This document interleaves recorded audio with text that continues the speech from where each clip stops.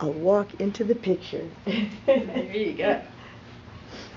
All right, thank you. Thank you for coming on this cold day. This is the first day this winter I actually feel like making a fire. Yeah. You know, it's been a beautiful winter. Yeah. So I've been doing hypnotherapy, I wonder if it's longer than anyone. This is going to be 33 years. I started in 1983. Anyone doing it longer than that? Not legally. But yes, yeah, and I was kind of talking about numerology. I was thinking about the fact that it was on 3/3/83 that I got out of my worst relationship, and that was 33 years ago. So I'm like thinking, wow. I'm seeing all these threes. that's good luck. And just when I was thinking about it, I started doing a client, and my little wave machine that's a clock too was 3:33. Huh. So I've definitely got a 3 and a 9 thing going on. Oh, and happy Year of the Monkey, which I guess is the 9th sign of the Chinese zodiac. And we're in a 9 year, and I'm in a personal 9 year. And it's Wow. 9 today. And it is the 9th. Oh, I didn't even, because I kept thinking it was the 8th. I kept being wrong about the date. Today's That's 9. funny. And you came to me on the Awakened Spirit Expo to ask if I wanted to speak, and today I got the announcement that they're taking booths for the Awakened Spirit Expo, so Right. everything's going full circle. So thank you very much for braving the elements. I'm just gonna get this out of the way for a second, because I will be opening that up, but I'll make it a little prettier. And we're talking about the brain. I've been studying it now for, well, should I say 3 years? I'm not sure exactly. I kind of lost track, but it has been at least 3 years that I've just been diving so deep into the new neuroscience.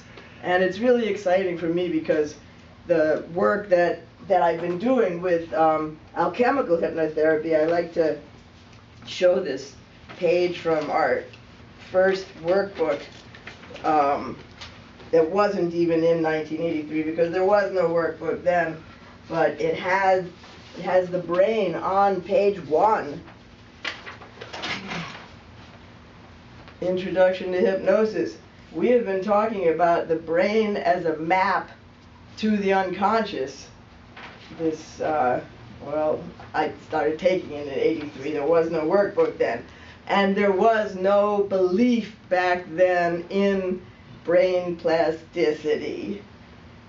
But we've been saying that we can grow new neurological pathways in the brain by doing work in the limbic system. That's where all this is pointing to.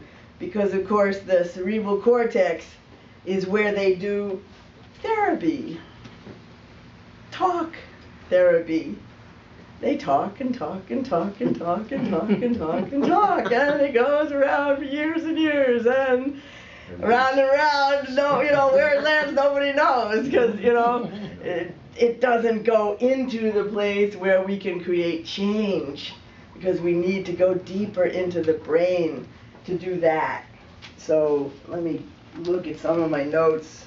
You know, I'm starting to call myself a brainiac because I've been going so deep in, and you know, they say, well, it's not brain science. Well, it is brain science. You know? So it's, you know, I still have a lot of notes because every time I hear something, I write it on a little piece of paper and I write it on index cards, and you know, it'll probably be my next book. But until then, I've been collating it and creating systems, but I'm going to be working off of some notes, and I wanted to look at some of the things I have to begin with. First of all, the brain is separate from the mind. And so when I'm going to California to speak at another hypnosis institute called the ACHE, the American Council of Hypnotist Examiners, that I'm affiliated with, and I'm going to be talking about trauma and the brain-mind-body connection. Because the brain is not the mind. The brain is just a computer, you know, just information in. And one metaphor I heard is like, you know, we like to think that something is at fault, and it would be like saying to a computer or a CD player or something, you know, you're playing the wrong song, when all it's doing is playing the next song. You know, it's not its fault. And this is what I want to start having us teach clients, to take the onus off of them. Everybody that wants to get into self-judgment over things that they do, that it's the brain's fault. It's just the way the brain is programmed to be. Information in, information out. And of course those first 7 years is where all the information comes in. We're just open. Little kids are in the alpha state. They are completely open. They are being programmed those first 7 years. And they come out as part of a member of their subculture. So what comes up later goes back to especially what goes in those first 7 years. In fact, I heard a quote from some, oh, I can't think of the denomination of monks or priests that said, I think it was the Catholic Church, give me a child up to age 6, That's right. and I will give you a Catholic for life. Yes. Yes. Yeah, that's when the programming happens. So, you know, we think we can just make up our mind about things, but our brain doesn't always cooperate. And so when we go to therapy, you know, and we talk, and the therapist tells us why what we're doing isn't very smart or something, you know, we go home and we have the information that that's not a very smart thing to do. We can't just stop, you know, because the things that are programmed have to be unlearned. So we think there's something wrong with us, and boy, everybody's ready to jump on that bandwagon, right? Tell us that there is something wrong with us, and usually we judge ourselves worse than we judge anyone else. You know, why can't we just stop? Like, was it Nancy Reagan that said, Just say no. just say no. Yeah. Sounds easy enough, you know, why can't we just give up habits? We're hypnotherapists, you know, cigarettes, coffee, sugar, carbs, you know, diet soda, whatever it is. Why can't we just start exercising? Why does everybody join a gym on January 1st and stop going by the end of by February 1st, right? Why can't we stop yelling and blaming others? And why can't we just break up with someone and stop loving them?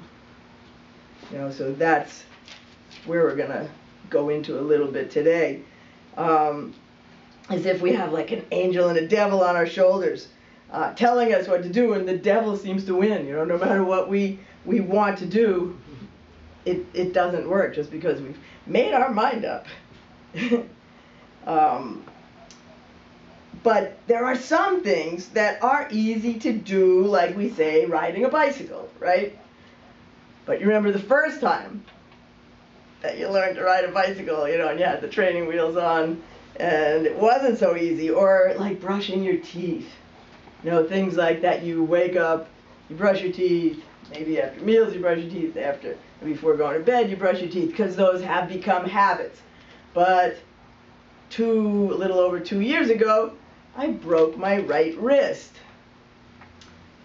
So I couldn't brush my teeth anymore with my right hand. And you know what? Wow. Can any of you remember learning to brush your teeth?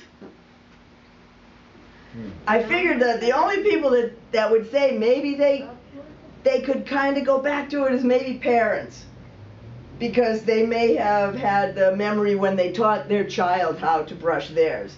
Maybe they saw how hard it was to get that coordination. But boy, I had to learn what it's like to use your left hand to do that when I'm a righty, and oh, it is not that easy. But you know, I got really good with my left hand, and I'm really glad, because by learning new things, you do make your brain smarter. Yeah, you know, the hemispherical stuff, but you grow new neurons too. And today when I put on my makeup, I now put my eyeliner on my right eye with my right hand and my left eye with my left hand. And I think I did a better job on my left than on my right. And so I'm going to continue to do it. I want to keep, using my left hand as much as I can. And it used to be really hard to have to go like that. So it's like, oh yeah, I can do that.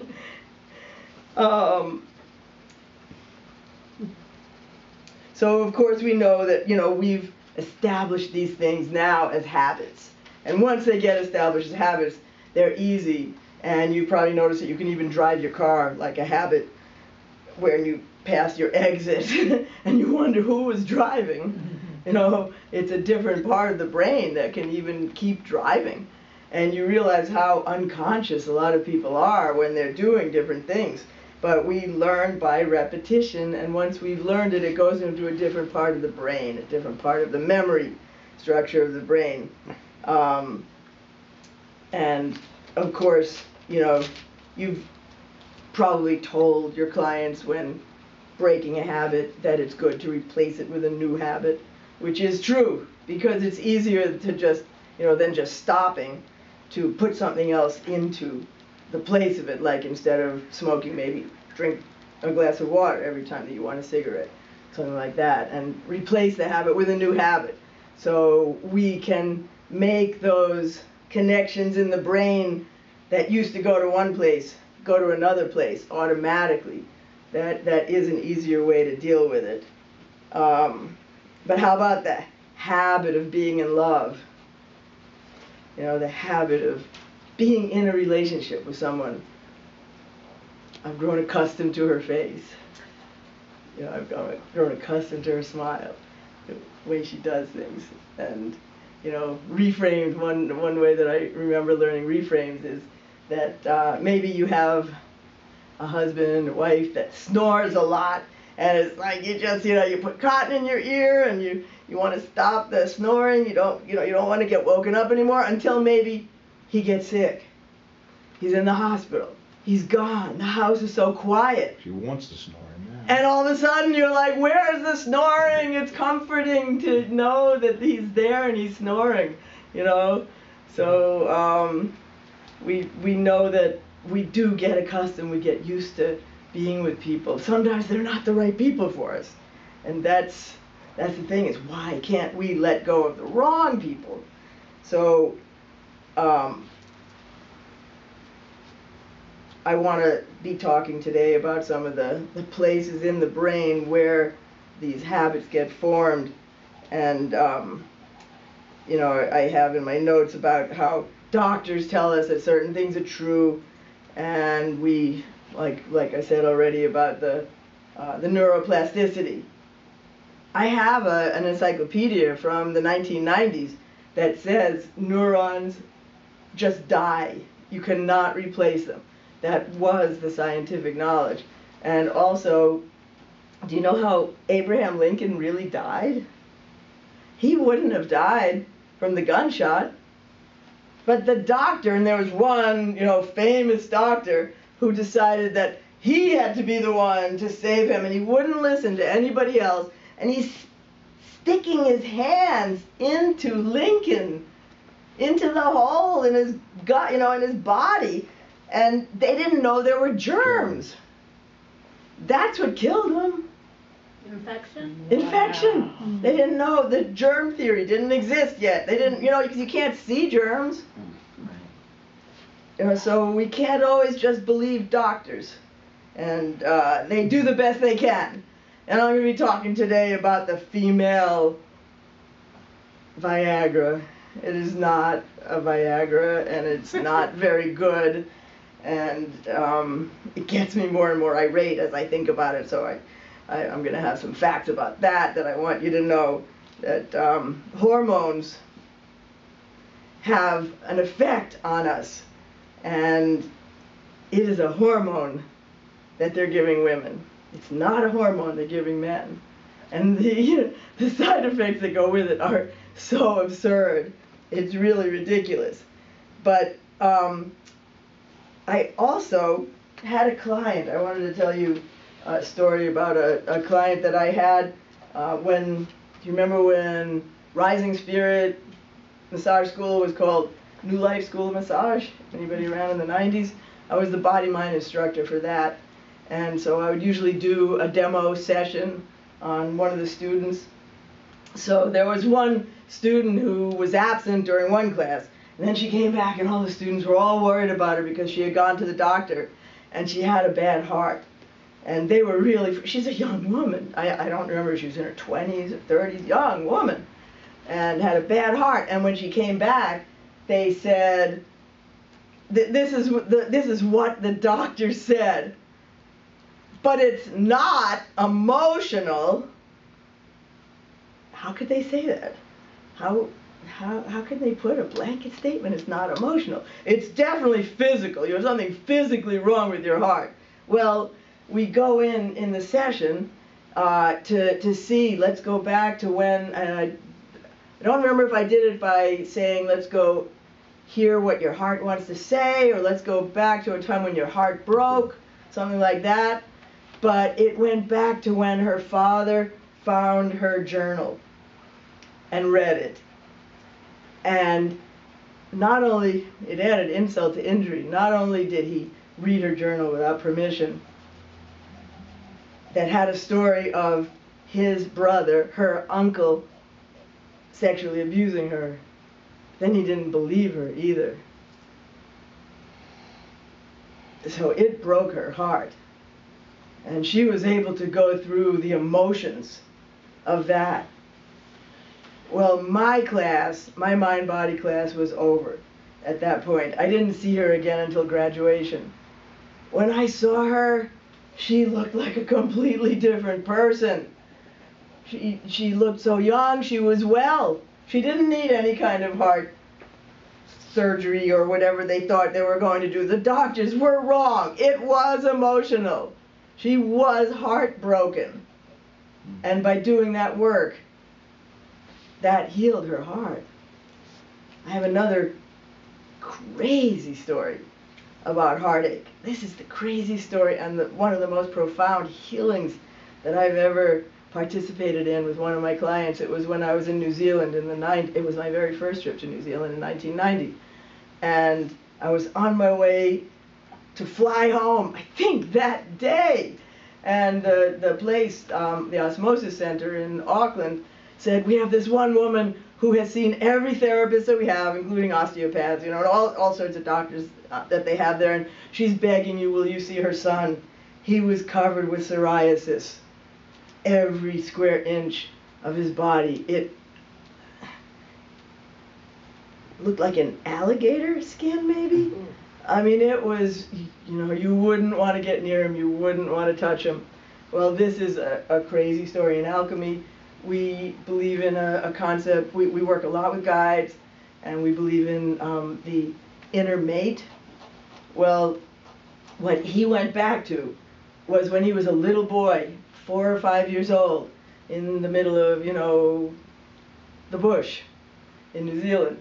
And he would play, you know, by himself. I think he was the youngest boy. And one day he got lost in a cave. He would play with his invisible girlfriend, his invisible friend, who, you know, another little 4-year-old.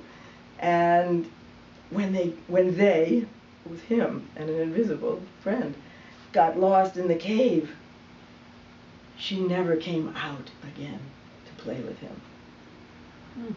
He was 19 when I saw him. That broke his heart. So he reconnected with her in the session. He grew her up to be a 19-year-old girlfriend, inner mate. He introduced her to his mother, and I can't remember if he had a father, his, you know, brothers and sisters, and the reconnection with him, with her. I saw him the next year, 1991, when I came. He looked normal. The psoriasis was gone virtually. I mean, from alligator to normal-looking skin. I shook his hand. I couldn't believe it. That was the only thing that he needed, and that's after seeing everybody. So, you know, there's a couple of stories about the heart that I wanted to share today. And Sherry found me not at the Awakened Spirit Expo to speak on Valentine's Day about the heart, you know, about love, since I was doing that talk then on your brain and love. So, well, as long as I brought up the female Viagra, you know what? I do wanna. Hand it out. You wouldn't want it. You know, it's called Addyi, Addyi, and I don't know if it's flibanserin is the name of it, and it actually is an antidepressant. It was being developed to be an antidepressant, and it didn't work as an antidepressant, but it seemed to give everybody a little boost in their libido. Everybody, women.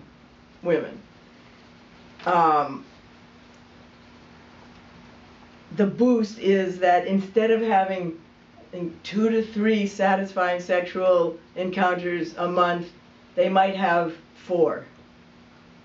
1 more successful sexual encounter a month. And the side effects, what you have to do, this is what I found out today. I can't believe it. Well, first of all, it was rejected twice by the FDA because it produces such terrible side effects that the blood pressure goes down so low, they were worried. So they sent it back for a second study. Again, it was rejected. So the first time it was rejected. The second time, they do a study. It's supposed to be the female pill. They do a study on 25 people. Guess how many of them were women? 2. 23 men. Because probably this doctor that I was listening to, Dr. Charles Runels, I guess is how you pronounce his name, Runels, who has a book called Activate the Female Orgasm System. And he has some much better ideas. I think he says he gives that away for free on Amazon, at least probably the ebook. He says they probably did it on men because men tend to have higher blood pressure. So if their blood pressure went down, it wouldn't be as bad. But this is how low it went. I didn't hear how many percent. It seems like it must have been like 30% drop or something. Because it went from being like a normal 120 over 80 to 76 over 34. Whoa. Whew. They had to turn these guys upside down to make sure they wouldn't stop breathing, to get the blood back into their hearts. These volunteers for this study. To make sure they wouldn't pass out, and that is one of the side effects, passing out. Obviously, low blood pressure, passing out. You are not allowed to have 1 glass of alcohol ever. So this was very interesting too, because they had studied that these guys had been given 2 glasses of wine, which they said were 5 ounces, 12% alcohol. But the women in the study, and any women they ever studied, they never asked them how much they drank. They don't even know. There was no correlating evidence between how much the women drank and how low the blood pressure went, or what the effect was. Only on the men. At that point, there was a company that owned it named Boehringer Ingelheim. They said, forget it. The FDA has rejected it twice. They sold it to a company named Sprouts. So Sprouts is the one that now has given it the name of Addyi and is marketing it. And they also didn't happen to mention that mice got an increased rate of breast cancer. But they never did that study on humans. The practitioners who are allowed, the doctors who are allowed to administer it, have to sign an agreement that they understand their patient can die from it. The patient has to sign an agreement to use 0 alcohol. It doesn't even work for a month. So the first month you're doing it, you're not feeling anything. They tell you, of course, to take it at night. That's why I see everywhere that, take at night, take 1 before bed. because the people have to sign an agreement they won't ever drive on it until they know how it will affect them. About 6 hours. You have to take it about 6 hours before driving. Or you could faint. Yeah. And if they're sleeping, how do they know if they faint or not? That's why they're making them do it at night. So they'll never know. So that, yeah. So can you imagine the people who already have trouble with pleasure with sex are now not allowed to drink either, which sometimes, you know, lowers your inhibitions and makes you feel a little more like you're in the mood. Can I ask you something? You said it was sold to Sprouts. Is that you talking about the supermarket? No, I'm sure that's a pharmaceutical company. Oh. I don't think it has an S in it. Oh, I have it down as Sprouts. I may have missed because of Sprouts. I think that is what it's called, but no, I'm sure it's nothing to do with that. It's organic though. An organic chemical. And only premenopausal women can have it. And antibiotics might be not so good to use with it. So if you get a yeast infection or anything, you're in trouble. Now he says, Dr. Charles Runels, that testosterone is known to increase female libido. But there's no money in it. So there's absolutely no woman being given testosterone by a normal doctor. Now I do know an endocrinologist who has prescribed it. I am. Okay, by an endocrinologist? No, a family practice, Dr. David Yeah. Williams in Okay. Marietta. Yeah, Good. he's very much into promoting Good. testosterone. My gynecologist gives me testosterone. Good, and I know Harry Delcher also will do This that. is April French. She's in DeLongga. Okay. The only other things that have been marketed, and we all know, you know, estrogen. Estrogen doesn't increase sexual libido in women. Testosterone does. But I guess there was money in estrogen back in the old estrogen replacement days. I remember that in the 90s or something. So, Women feel good, but then they lose their hair because they have too much testosterone. Oh, really? from testosterone, well, there might be a different, But not in everybody. yeah. Yeah. But if you don't have enough, what it does is it makes your energy levels low and you're exhausted. Okay, The yeah, testosterone, if Yeah. women should have a certain amount yeah. Right, there's a range. to keep their energy levels, just the normal energy level. But 'Cause for it- sexual pleasure too, it can be administered directly on the Yeah, female the- genital right. organ. And then it works that way. I for don't that. know how much, you know, you're taking in that way if you're only using it at Yeah, I don't know. those moments. And if people only have 3 to 4 successful encounters a month, it's not that often. So, you know, I'm sure they would have more than one more. And of course, okay, just in contrast, you know, Viagra was an experiment for men, for hearts. Heart. Yeah, to get blood flowing. Nothing to do with hormones. Nothing to do with the hormonal system of the, you know, the blood, which is like an environment. Our blood is the environment in which hormones get carried. And so with women, they're changing our whole environment. With men, they're acting directly on, you know, producing an erection, and that's that. Nothing else. They're not messing with anything else. So it's unbelievable, you know. Let's see if I have any. Oh, so one of the things that I'm going to be talking about is Helen Fisher, who is an expert in studying the love and romantic system of the brain. And she is really averse to people doing SSRIs for long term, because most antidepressants, and I don't know about you, when you take intakes on your clients, are most of them on antidepressants? I find most of mine are. They were meant to be short term, to get you to a point where you could then do therapy. You know, for severe depression, you can't stay in severe depression, you have to get out of it. But then you're supposed to be able to now you can talk about it, now you can go into your emotions. Instead, again, money, you know, people stay on it forever and ever and ever, and guess what? lowers your sexual, they call them those sexual side effects. That's what it means. They Well, had they me do on. that also because people, when they have issues with the brain like that, they're hypersexual, most of them. Well, not everybody who's depressed. Not for Prozac and that they're Like the highest dosage is like 120 milligrams. Yeah. I've never even had depression in my whole life, and I was on 120 milligrams. Wow. Did you have sexual side effects? Yeah, I like did not. No never, desire. Yeah, not at all. Yeah. Yeah. So that's what the female Viagra pill is countering. That's what's happening. The serotonin is going up, and it brings the dopamine down. So now Addie brings the dopamine up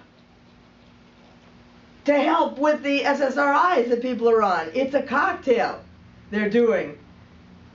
Probably getting off the depression. And then another thing about habits is sex begets sex. If people could make a habit of having sex, if they could make an appointment to have sex, if they could just make a decision to have sex, just say yes. It's not the just say no, it's the just say yes. And teach your partner how to pleasure you.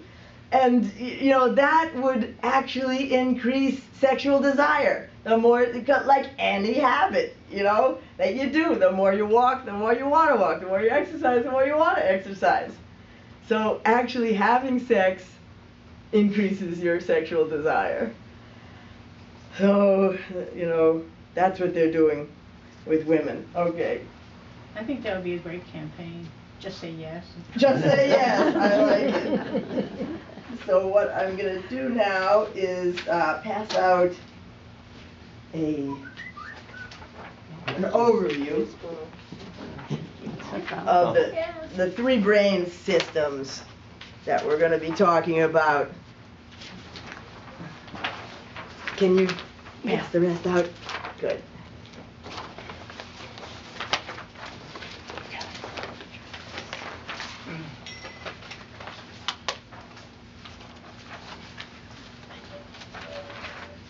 And you see, I give the credit to Dr. Helen Fisher because it turns out that they've done a lot of studies on sex, sexual desire, what makes people want to have sex. They've done a lot of studies on attachment, on staying together.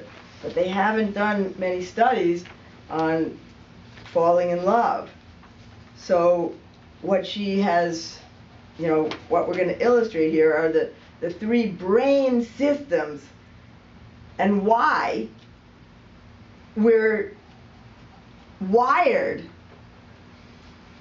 to, should I say, rut a lot, to just have a lot of sex. That the lower brain system is the animal brain system that just makes you want to do it a lot. And Helen Fisher actually says that young kids these days should do it a lot.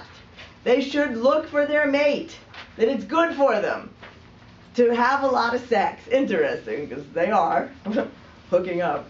And that lets you weed away until you find a person that then you move into. So you can see some of the hormones that are happening when you do that.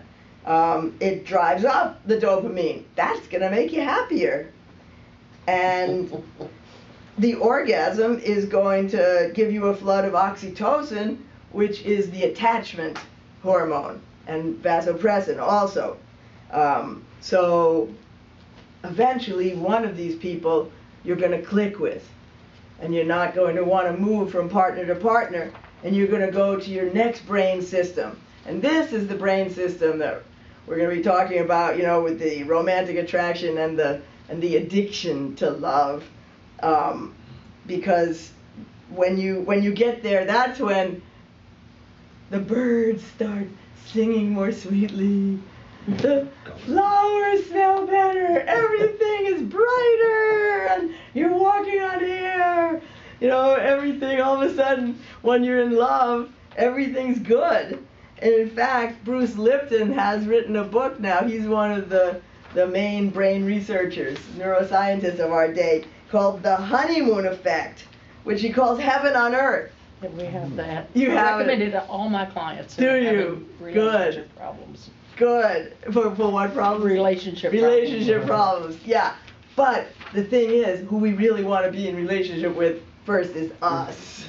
You know, because if not, we're going to have the 6 months of the, you know, beautiful walking on air, and all of a sudden they're going to emerge out of that cloud that the dopamine has put us in.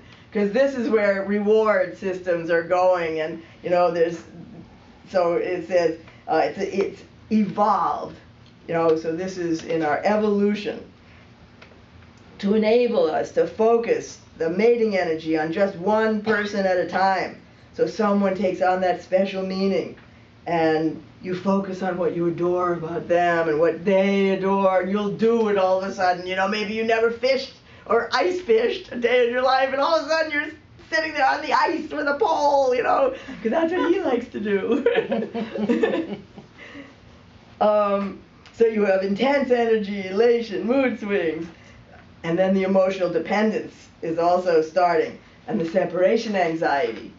And that's the one thing they find is the difference when they put people through fMRIs, and that's what Helen Fisher did, to see what was going on. Because she was the first person studying it, and her hypothesis was, as a cultural anthropologist, now not a brain scientist, that we were going to find out that this was going to light up the areas in the brain that have to do with the reward system.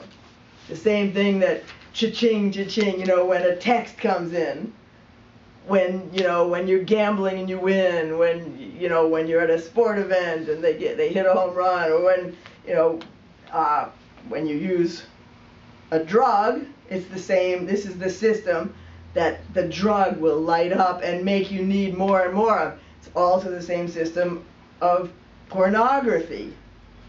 And they have also found that porn addiction is more damaging, harder to get out of than, you know, I think they might have said heroin?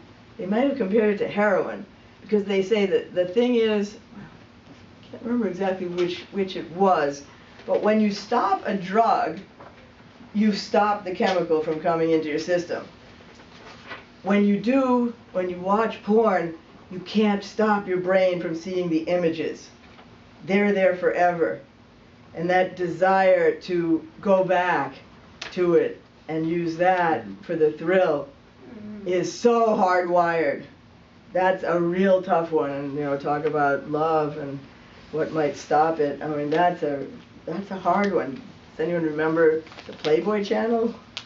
Back when first, you know, cable first came out, you had to pay for it, and Playboy magazines, and, you know, it was harder to get something that would give you a thrill. Now everybody's got it at their fingertips.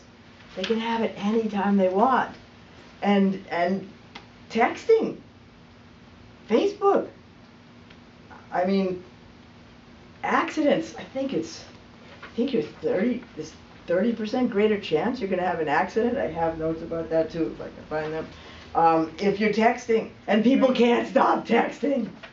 You know, it's crazy. And people have been known to do FaceTime, text, write, you know, just about anything you can do while driving, because they can't stop. It's an addiction. What cracks me up is the makeup. Putting makeup on while you're driving. Oh, okay. Yeah. But that's not an addiction. That they do have a choice of doing or not doing. That's true. Yeah. The other thing is that ping that comes, you know, and you want to hear who's writing you, you know, or when it's, you know, when it's love, it's like, he loves me not. Oh, he hasn't texted me, he hasn't texted me. Oh my God, it's been 5 minutes, he hasn't texted me, it's been an hour, he hasn't texted me. Oh, he texted me, he loves me. No, you know, you text him back and you're waiting. He doesn't love me. And that's what she's finding when she goes through the fMRIs with people who are in love. The difference of what brain systems light up is that the only difference is that in long-term relationships, oh, this was with the attachment, that, because that's gonna be the higher brain system of attachment, that can be seen in fMRIs, and it can, whether you're in a new relationship, whether you're in a 60-year relationship, the difference is the anxiety centers light up when you're in a new relationship, because you don't know how secure you are. That's the difference. But the intensity of it is the same. How long have you two been together? Almost 12 years. Okay, and you two? 23 years, 23, John? Yeah, this month. Yeah. Yeah, And is it still as intense? it's different. It's different, but the attachment is there, right? Yeah. It changes, but Yeah, it's it's different. it's secure, Yeah. right? And that's Comfortable. different. Anybody past the 23 years? Anybody longer than that in a relationship? How long? 30, Nice. Still in love? I guess. Okay. Well, the people she did the experiment with all swore they were still in the same kind of love. There's Yeah, just we're- as much I of mean, a it's thrill. Pretty similar. Yeah. It's just, you know, we're old, so. Well, you hit the attachment.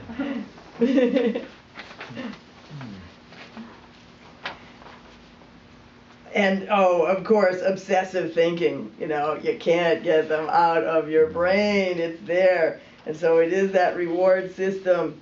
And it does fit the description of an addiction. Somebody is camping in your head and you can't get them out. They're there. But romantic love, and this is the interesting part, is it's stronger than the sex drive because you suffer so much when the object of your affection is not returning it. You know, in fact, I have a friend visiting from England right now, and she said she was somewhere and some guy came up to her, I think it was in a pub I think it was in England, she traveled, so it might have been somewhere else, and he was like, hey, you wanna go to bed? At a bar, just, and she said, bug off or something, and you know that he just went and he found somebody who said yes. It's a numbers game, right? So when she said no, did he want to kill himself? No. No. There was no, it didn't matter. But if someone leaves you, do you maybe want to either kill yourself or kill them? Happens often. It does. This system is like bigger and more important than It really the explains sex casual drive. sex, doesn't it? I mean, Kind of explains sex, what? isn't that sort of the explanation of casual sex? I mean, That you can have just, sexual gratification without that emotional. Without that law. and there might be people who stay down there at that lower brain, that reptilian brain, just continuing to do that. But again, this is evolution. So what it's doing while we're doing that, and the dopamine and the oxytocin and vasopressin eventually hook us to fall in love with someone, and then we can move up to the higher brain and form an attachment, because it's the mammalian brain. Reptiles lay eggs. They don't even stay with the babies. They don't stay with their partners. Reptilian brain. There's no attachment. But we need to be there for the baby for 18 years. We need the attachment. We need to climb up from the lower brain, from, just having casual sex to going boing and being shot with Cupid's arrow, right? To come to the point of that attached brain. So that's the deep feelings of union with a long-term partner that's evolved to enable you to feel that I am going to bond with this person even past the first 6 months of the thrills. The thrill is gone, but we're going to raise our young. We're going to stay together, give the young a mother and a father, form a family, and it's important for humans to have that family. We know what happens when the family unit breaks up. And unfortunately, a lot of people are, missing that, because I think the average year of a relationship that I read is 7 years. And, I know there's that 7-year itch. And so if you got together, had a baby, got together, had a couple of year courtship, 9 months, so what, the baby is 4 and the 7 years are up, and now it's a single parent family? That's not working. So Can I ask you something? mhm. Does the same thing work when someone, it sounds weird, but like someone lives in their house for 10 years and has to leave their house? Oh yeah, the attachment to the house Right. and So the to an breaking up object, with the It's house. the same thing as an object as a human being. Yeah, yeah. The habit center is going to be the same. That we've grown accustomed to where everything is. Yeah, breaking up is hard to do, whether it's with a person or a house. Yeah, or a pet. But shouldn't we not? I mean, I don't really understand. I guess like the concept of attachment, because to be happy, you have to go with the flow and constant changes. How is it healthy for you to be so attached? Yeah, it's interesting that there are a lot of people that talk about non-attachment, right? Mm-hmm. The idea of non-attachment. It is possible that anything can change at any minute. You're having to leave this place, and I know you had to leave the other place. Mm-hmm. And it is hard. So you don't want to be too attached to any place, but we do want to be attached to the security of that love. But isn't that we something know. that we can give to ourselves? It is something we can give to ourselves, but it is also with two secure people. They can give it to each other, and to have that is higher brain living. We want to move up to the higher brain so let me go into, I know that we're getting close, so I'm going to give an abbreviated version of this system that I have developed, and I'll do it really quick. I'll run through it really quickly. 7 years is a Saturn square. Oh yeah. So that's what it is. If you Saturn made square, Saturn a opposition. chart of the relationship Yeah, the of the moment square, it yeah. started, and then it Yeah. hits the square of it. Yeah. Yeah, that's true. So interestingly, she comes up with these 3 systems of love. Now they happen to match the 3 parts of the brain: the low brain, the brainstem, the reptilian brain, the midbrain, where I know that we work in alchemy when we're working with the emotions and we're going into the limbic system, the amygdala, we're healing the emotions, we're taking that inner child and rescuing the child, and we're developing new parents for that child. That's what we do. We're working with the problems that didn't get fixed, that you had to brush under the rug. And this is the place that therapists who are working in the logical brain, the higher brain, the cerebral cortex, aren't able to touch. And the thing is, trauma happens in the lower brain. So many people have gone through trauma, and the brain is a bottom-up system. And if mama ain't happy, nobody's happy. If the bottom is not taken care of, then we can't move up to the higher brain. The higher brain is, where we can think logically. It's the place of the mind compared to the place of the body. So I've got the senses compared to the behaviors, the habits, and where we go mindful. You know how mindfulness meditation is now the hot new thing? The lower brain is a place of eating, sleeping, sex, what we have to do to survive, survival. The midbrain is where the memories are stored, the hippocampus. which gets destroyed with trauma. It shrinks. The higher brain is of social engagement, and that is a higher brain activity to continue to have this social engagement system, and that's what forming attachments can do.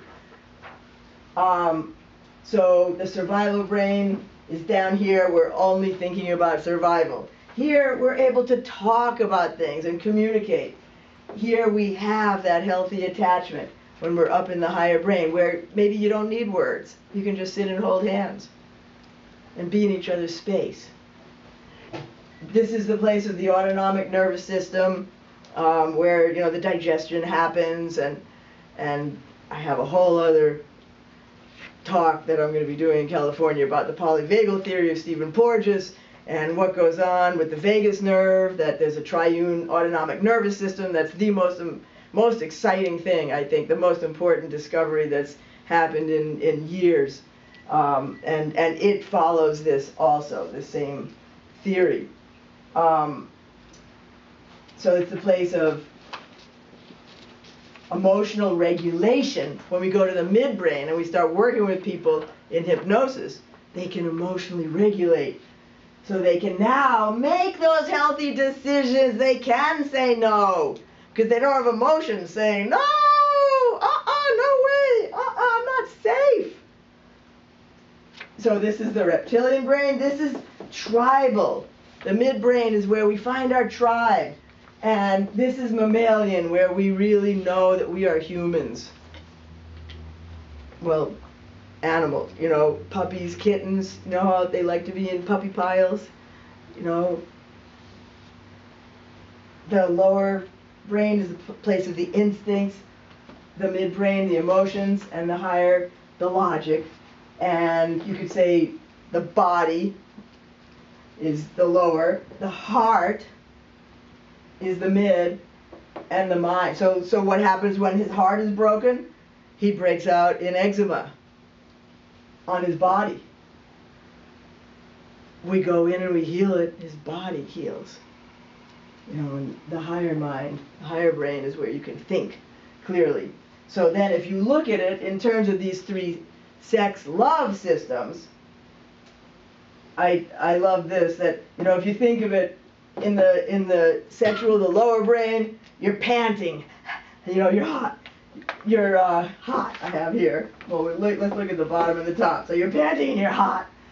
And here, your heart is fluttering and you're hooked. And the upper one, you're relaxed and you're home. And so I hope, this is going to tell you the answer. So this is primal. Let's make babies. Let's go out and sow our seed. But then we might be insecure. Does he love me? Does he love me not? But here we're attached. There's no more angst about it. Here we can be manipulative. Well, okay, wait a minute. The lone wolf. It's me out on the prowl. You go out with your guy friends. They may not be all leaving together. It's you. Here it's the two of us. And here you even have social support around you. Manipulative, we know the games that people play in the sex world. Irrational behavior, like ice fishing. And then you're rational and healthy. You're playing the field and it's all about I and me here. Here it's the honeymoon and everything is we. Oh, we don't like that. Oh, we really like that movie. We love this restaurant. And then we're settled down and it's ours. Everything is ours. Here it's hunting for the one. Here we have that attraction. And here we're already pair bonded and we can become caretakers. So does that answer your question about why this is so important to have this attachment? Attachment is higher brain. It's really important. And this is... Wouldn't it be more of security rather than being attached? The word is attachment. There's, at birth, you can become attached to your mother. Your first object of attachment is your mother. Right. And this is the problem in society, is poor attachment with babies and their mothers.